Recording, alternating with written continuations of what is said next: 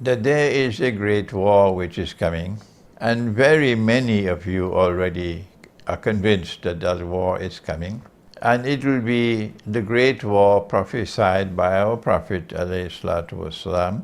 In this hadith, for example, which offers a timeline of events of Akhir Zaman, that he said to his companion Mu'az ibn Jabal radiallahu ta'ala anhu, he said that when Jerusalem is center stage in the world, at that time Medina would be in full-on desolation. I'm giving you the meaning of the Arabic text. And when Medina is playing no role at all in world affairs, at that time the Great War will take place. He calls it the Malhama. And we know from another hadith that 99 out of every 100 who fight in that war would be killed. And hence it has to be a war using weapons of mass destruction to kill 99% of combatants. There's never been a war like that in all of history. And it kills 99% of combatants. He says the next event after that, in one hadith after 7 months, the other hadith says after 7 years. We don't know which one is correct. That the next event after that would be the Fathul Constantinia, the conquest of Constantinople. That there is a conquest of Constantinople coming. They change the name and they use an old name of Istanbul, but that will not help them, because the name Constantinople is now coming back. I am doing some of the work to restore that name. And now they have someone they trust who's a part of their team, Joe Biden. But he's an old man. There is a possibility that he may not survive for a second term.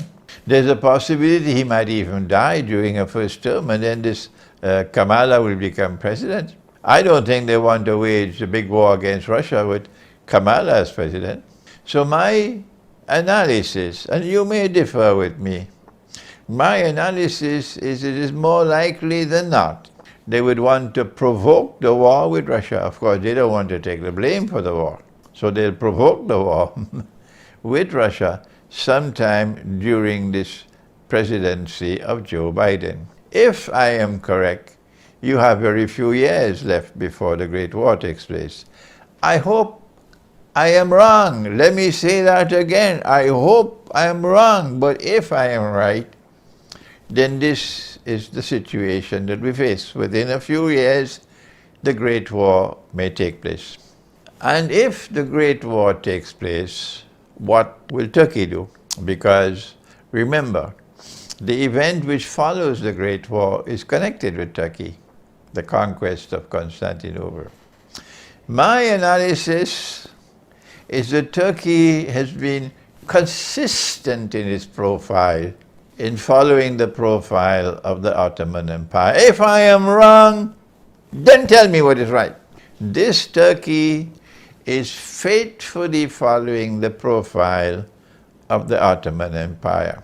And the Ottoman Empire waged endless wars on Russia.